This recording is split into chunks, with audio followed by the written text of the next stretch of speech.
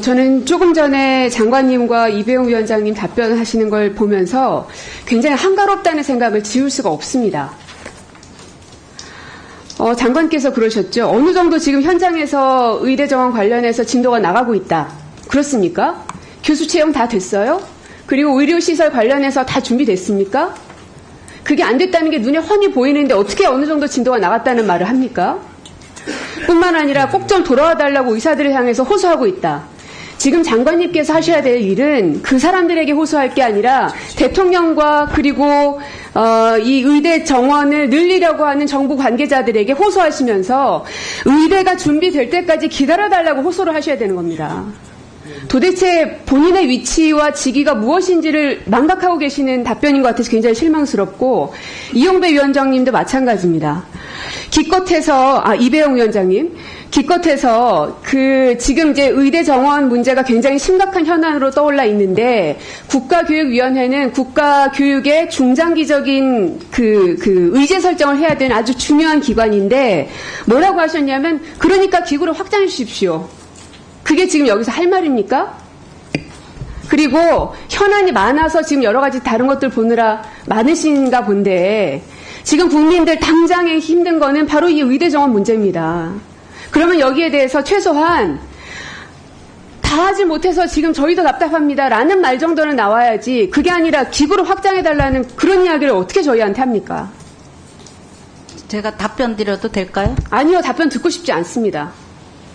아까 진선미 의원님께서 말씀하셨던 자료 꼭 제출 다 해주시고 저희 방에도 똑같이 제출해 주실 걸 요청드립니다. AI 디지털 교과서에 대해서 좀 여쭤보려고 하는데, 네. 앞서 워낙 많은 분들이 물어보긴 하셨는데, 공통된 장관님의 답변은 그겁니다. 홍보가 문제다. 학부모들의 오해가 많고 잘 몰라서 그렇지 설명을 잘하면 아마 이해해 주실 거다. 그럼 저희가 지금 잘 몰라서 그런 겁니까?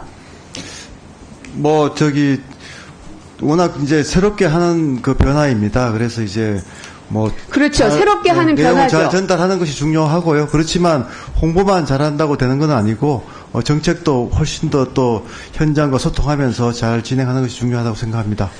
제가 아주 간단하게 물어볼게요. 그러면 이 AI 디지털 교과서라는 걸 서책형 종이 교과서를 교체하는 겁니까? 대체하는 겁니까? 완전히? 병행하는 겁니다. 앞으로도 계속 쭉 그런 겁니까? 교사들이 2025년부터 시행을 하고, 그리고 한 2, 3년 후에는 전면 실시한다고 저한테는 보고가 왔는데요. 3년 정도까지는 그냥 병행하는 걸로 하고요. 그 이후에는 또 그 이후에 가서 그때 결정하는 것으로 그렇게 지금 저희도 생각하고 있습니다. 아니, 엄청난 예산을 다 쏟아붓고 나서 그때 가서 결정하시겠다? 이제 AI 디지털 교과서가 계속 말씀드리지만 교사들의 수업 변화에 가장 중요한 수단이 될 수 있도록 이제 저희들이 활용하는 것이고요. 수단입니다. 그래서 교사분들이 이제 정말 이걸 활용해서 수업의 변화가 일어나고 학생들의 만족도가 이제 높아지면 또 그에 따라서 또 AI 교과서의 활용도도 훨씬 더 높아질 것이고요. 그렇게 되면 이제 서책형과 AI 교과서를 병행하는 그런 부분에서도 결정을 할 수 있는 계기가 될 거라고 생각합니다. 네. 그러면 지금까지도 이미 지금 현재에도 학교에서는 디지털 스마트 기기를 이용한 교육이 이루어지고 있습니다. 알고 계시죠? 맞습니다. 네. 예. 그러면 장관님의 말씀에 따르면 장관님이 임기 내에, 즉 윤석열 정권이 있는 동안에는 서책형 교과서를 대체하는 건 아니다. 그냥 보조로 활용할 뿐이다. 이렇게 이해하면 됩니까? 병행하는 것입니다. 네. 보조로 활용하는 거라고 생각하면 됩니까? 교사들이 그 보조로 활용하는 것입니다. 그럼 서책형 교과서는 그대로 유지된다고 생각하면 되는 거죠? 네, 맞습니다. 그러면 3년 후에 그때 가서는 내가 장관이 아니니까 이렇게 무책임하시면 안 되니까. 네, 그렇죠. 그때는 안 될 가능성이 높은 거네요? 안 되다니 어떻게? 안 쓸 수도 있는 거잖아요. 일단 지금도 이미 보조로 쓰고 있거든요. 근데 그것을 더 기술 개발을 해서 조금 더 빈도를 높이, 그리고 더 많은 컨텐츠를 넣어서 보조 교재 정도로 활용한다. 이렇게 이해해도 되는 거냐는 겁니다. 교과서로 활용하는 것입니다. 교과서로. 네. 아니, 지금 학부모님들은요. 네. 서책형 교과서를 이 디지털 교과서로 완전히 대체할 거라고 생각을 하시기 때문에 모두들 반대하시는 건데 네네네. 그거를 정확하게 해달라는 겁니다. 그러니까 병행해서 사용한다. 그러니까 예를 들어서 뭐 아이들에게 숙제를 내줄 때 뭐 서책형의 몇 페이지에 있는 걸 하라 이렇게 하는 게 더 편리하실 수가 있거든요. 교사 입장에서는. 그러면 그거는 서책형으로 하는 거고 또 교사분들이 맞춤형으로 아이들에게 지도할 때는 AI 디지털 교과서가 또 훨씬 더 편리할 수가 있습니다. 그래서 또 장단점이 있을 수가 있기 때문에 병행한다는 것이고요. 이걸 뭐 한쪽을 폐지하느냐 하는 그런 결정보다는 일단은 병행하는 것으로 저희가 추진을 한다는 말씀을 드리겠습니다. 그러면 이 자료를 장관님은 잘 알고 계실 텐데 2011년에 만드셨던 자료죠? 네네. 알고 계시죠? 네네. 이 2011년에 만드셨던 스마트 교육 추진 전략 이 자료가 2023년에 이주호 장관님 오시면서 다시금 지금 되살아나는 겁니다. 2011년에도 역시 디지털 교과서 추진하셨죠? 네, 그건 이제 AI 디지털 교과서가 아니고 AI는 아니었지만 디지털 교과서 추진하셨는데 전면 무산됐습니다. 왜 그랬습니까? 무산된 건 아니고요. 그때 이제 시행하다가 다음 정부로 넘어가면서 뭐 시범을 한다거나 좀 다른 형태로 좀 바뀌었다고 알고 있습니다. 무산된 게 아니다. 무산된 게 아닙니까, 장관님? 뭐 무슨 말씀을 하시는지 제가 무산된 게 아니냐고 물었습니다. 그러니까 그때 추진을 했었고 아마 그 AI 디지털 교과서는 그대로 남아서 진행이 됐었으니까요. 그 당시에 163개 시범학교를 돌렸는데 무려 6개 학교만 디지털 교과서를 활용했었습니다. 그래서 아무런 효과가 없고 실제로 현장에서도 적용되지 않는다 해서 다 무산됐습니다. 그거를 지금 다시 하겠다고 하니 도대체 왜 이렇게 장관께서 이 디지털 교과서에 혈안이 돼 있나, 현장에 있는 교사들은 물론 학부모들도 당황스러운 겁니다. 자, 그러면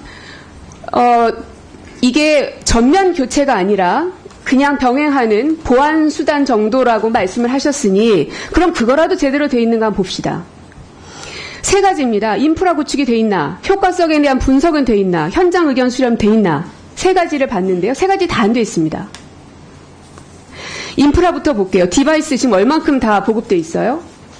뭐 디바이스는 뭐 각 교육청마다 1인 1디바이스 정책을 또 오랫동안 추진해왔기 때문에 상당수 이제 보급이 되고 있는 걸로 알고 있습니다. 예, 상당수 보급이 돼 있는 걸로 장관께서는 알고 계시지만 서울만 보더라도 1인당 보급 대수가 0.5밖에 안 됩니다. 한참 못 미치죠. 전북, 제주는 더 마찬가지죠. 인천, 세종 다 그렇습니다. 1인 1 디바이스가 되는 데가 별로 없어요. 자, 그 다음 장 보시면 그러면 인터넷 속도 구간별 학교 수가 현황이 어떻게 되나. 왜냐하면 그냥 PDF 파일 보는 거 아니잖아요. 뭐 여러 가지 영상도 아마 보시게 될 거고 그러면 더 다양한 기능들을 학생들이 구현 받을 수 있어야 할 텐데 그러려면 속도가 돼야 되지 않습니까? 네. 예. 속도 목표가 얼만큼 돼야 된다고 보세요? 저희가 뭐 고속 무슨 네트워크는 100% 구축이 목표고요. 아니, 계속 점검을 하고 있고 아마 이거는 뭐 디바이스와 함께 그 네트워크도 100%로 달성할 수 있다고 생각합니다. 목표 속도가 얼만큼 됩니까?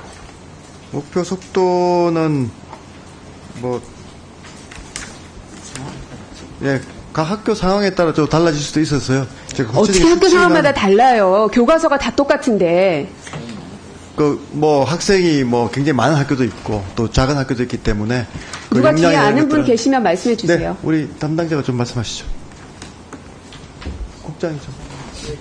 교육부 디지털 교육기획관 송근현입니다.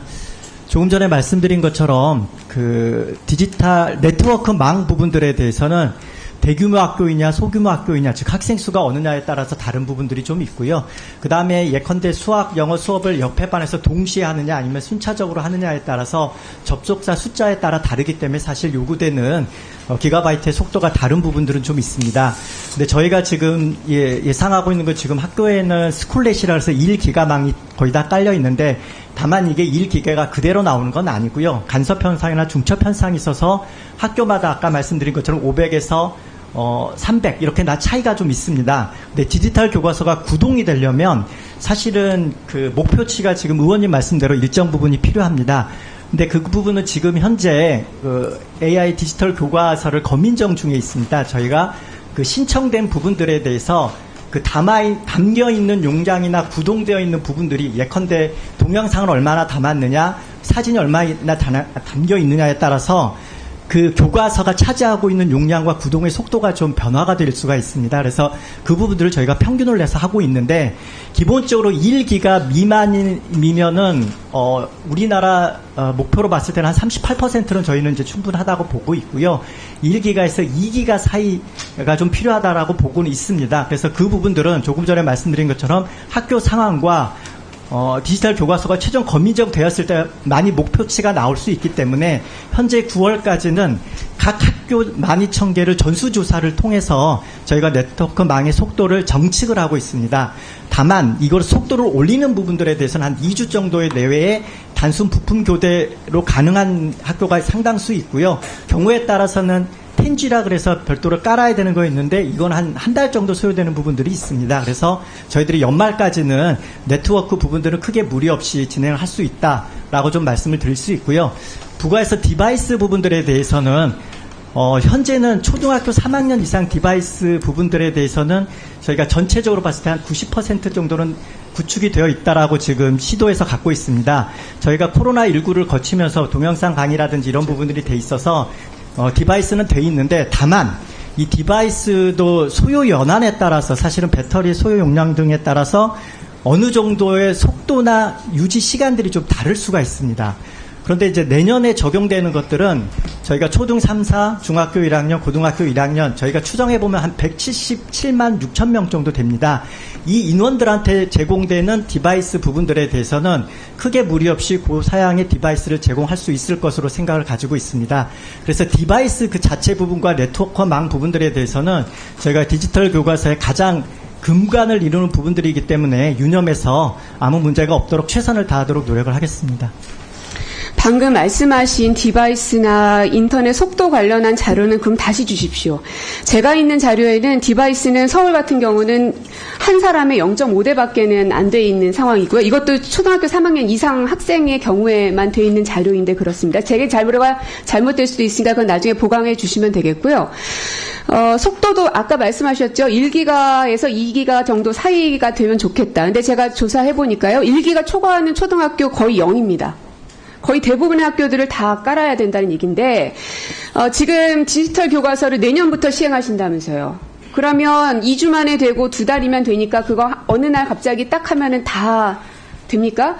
이게 장관님께서 발표하신 게 23년도 한 3, 4월 정도 되는 걸로 알고 있는데, 2월이네요. 1년 동안 뭐 하셨습니까? 네, 죄송합니다. 제가 다시 답변 드려도 괜찮겠습니까? 아니요, 장관님께서. 네, 저희가 이제 걱정하시는 이제 인터넷망이나 또 디바이스 같은 경우에는 각 교육청하고 긴밀하게 협력을 하고 있습니다. 실제로 이제 언어교육청도 이 큰 방향에 대해서는 반대가 없으시고요.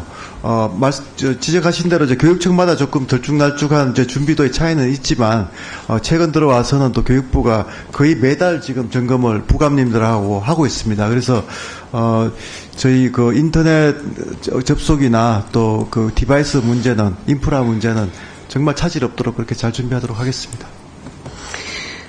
장관님이 아무리 좋은 네트워크와 디바이스를 주신다고 해도 네네. 수많은 부모님들은 찬성하기 어렵습니다. 왜냐? 기계처럼 움직이지 않는 아이를 키우려고 무척이나 노력하고 있는 게 지금의 부모님들입니다. 그래서 어떻게 해서든지 디지털 기기에서 멀어지게 만들려고 있고, 아까 우리 존경하는 정성호 의원님도 말씀하셨지만 체육과 같이 몸으로 직접 체험하고 경험할 수 있는 걸 늘리게 하려고 지금 학교 현장에서는 그런 교육들을 더 많이 늘려가고 있습니다. 부모도 그렇게 키우고 있습니다. 그런데 어느 날 갑자기 디지털 교과서로 다 바꿔버리겠다. 맨날 예산 없다고 그렇게 호소를 하시면서 도대체 이 디지털 이 교과서에 들어가는 예산은 하늘에서 뚝 떨어진 돈인가. 그리고 장관님은 이미 아이들 다 키우셔서 상관없는지 모르겠지만 지금 한창 아이들 키우고 있는 부모 입장에서는 무섭습니다. 무책임한 행동으로 보이고요. 이게 그냥 단순히 뒤에 있는 이 부처 공무원들이나 장관님께서 지금 이렇게 잘 하고 있으니까 열심히 하겠습니다 하고 끝난 일이 아니라 저희 아이들의 이 앞으로의 모든 생명이 다 걸려있는 문제이기 때문에 이렇게 열변을 토하면서 말씀드리는 겁니다. 네. 딱 짧게 한 말씀만 드리겠습니다. 디지털 교과서를 도입을 해서 오히려 아이들의 활동 수업, 또 프로젝트 수업, 토론 수업을 더 늘리려고 하는 겁니다. 그래서 저희들이 교실혁명이라고 이름을 붙이고 사실은 교사들이 그런 활동 중심의 수업을 하려면 지식의 전달은 훨씬 더 효과적으로 그 기기를 활용하는 것이 더 낫다는 것이 판명됐기 때문에 AI 디지털 교과서가 들어왔을 때 수업의 변화는 바로 저 의원님께서 말씀하시는 더 그 인간적이고 활동적인 측면이 더 강화된다. 그 말씀을 꼭 드리고 싶습니다. 네. 지금 참고로 우리 고민정 의원님, 백승하 의원님, 저도 초등학교 아이를 키우기 때문에요. 네. 자기 자녀들 좋은 교육 시킨다는데 왜 이렇게 절규를 하시겠어요? 이게 아마 현장에서 아이를 키우는 어머님들, 아버지들, 학부모님들의 목소리이기 또 하다는 말씀을 좀 저희가 그 부분은 정말 꼭 새겨서 이번 그 디지털 교과서를 활용하면서 더욱더 인간적인 교육이 더 강화되도록 하겠습니다. 하여튼 목소리를 꼭 경청해 주시기 바랍니다. 네.